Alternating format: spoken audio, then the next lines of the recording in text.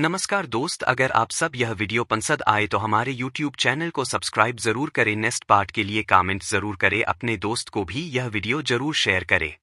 रामायण के एक सच्चाई घटना के बारे बताने जा रहा है। कुंभकर्ण के सोने के बाद रावण ने उसकी पत्नी को अपने जाल में फंसाने का प्रयास किया। यहाँ 20 कहानियों की संक्षेप में जानकारी दी गई है। रावण का धोखा। रावण ने कुंभकर्ण की पत्नी को विश्वास दिलाया कि वह उसकी सुरक्षा का ध्यान रखेगा। प्रेम का जाल।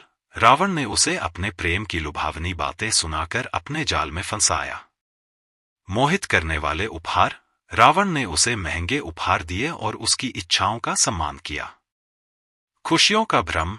उसने उसे यह विश्वास दिलाने की कोशिश की कि कुंभकर्ण की नींद में उसे खुशी मिलेगी।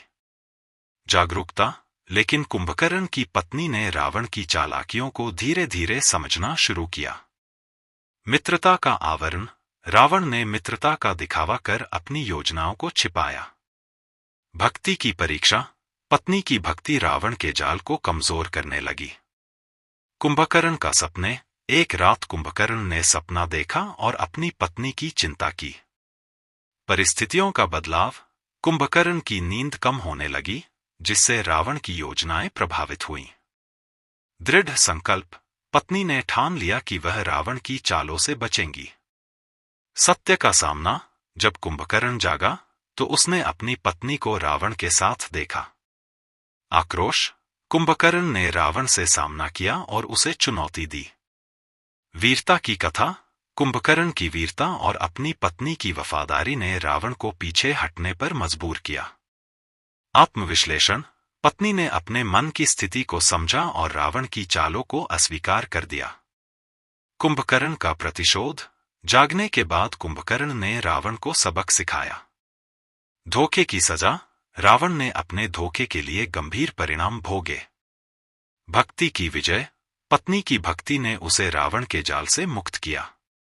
नई शुरुआत। कुंभकर्ण और उसकी पत्नी ने मिलकर एक नई शुरुआत की। एकता का बल।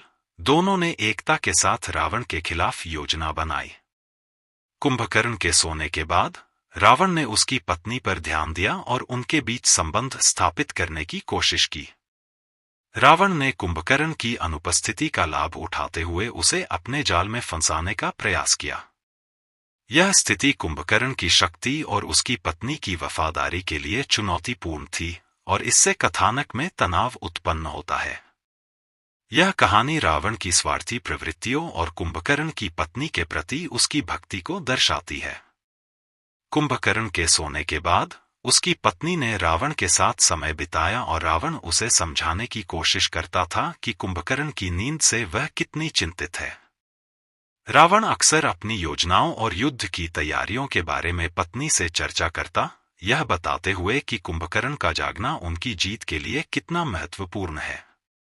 इस दौरान रावण और उसकी पत्नी के बीच का संवाद कुंभकर्ण की शक्ति और रावण की महत्वाकांक्षाओं को उजागर करता है। कुंभकर्ण की नींद के बाद उसकी पत्नी ने रावण से कहा कि कुंभकर्ण को जगाने का प्रयास करना चाहिए। उसने रावण से कहा कि कुंभकर्ण की शक्ति और साहस का उपयोग रावण की विजय के लिए होना चाहिए। उसने रावण को यह समझाने की कोशिश की कि कुंभकर्ण के जागने पर वह रावण की मदद कर सकता है और उनकी सेना को मजबूत बना सकता है। उसकी बातें रावण को कुंभकर्ण को जगाने के लिए प्रेरित करती हैं, ताकि वह युद्ध में उनकी सहायता कर सके। कुंभकर्ण की नींद के बाद उसकी पत्नी यह बताती है कि वह कुंभकर्ण की अनुपस्थिति के कारण बहुत दुखी थी। उसने अपने पति की नींद को खत्म करने के लिए कई प्रयास किए, लेकिन उसे कुंभकर्ण के जागने का इंतजार करना पड़ा। उसकी भावनाएं उसकी भक्ति और प्रेम को दर्शाती हैं, जो उसे कुंभकर्ण की तरफ आकर्षित करती थी। जब कुंभकर्ण जागा तो उसकी पत्नी ने उसे खुशी से स्वागत किया और उसकी ताकत और वीरता की सराहना की। नैतिक शिक्षा। अंत में कहानी हमें यह सिखाती है कि सच्ची भक्ति और प्यार किसी भी जाल से बड़ा होता है। यह कहानियां कुंभकर्ण, उसकी पत्नी और रावण के बीच के जटिल संबंधों को दर्शाती हैं। यह कहानियां कुंभकर्ण, उसकी पत्नी और रावण के बीच के जटिल संबंधों को दर्शाती हैं। अगर आप सबको यह वीडियो पसंद आए तो सब्सक्राइब एंड शेयर जरूर करें। अगला वीडियो के लिए कमेंट जरूर करें।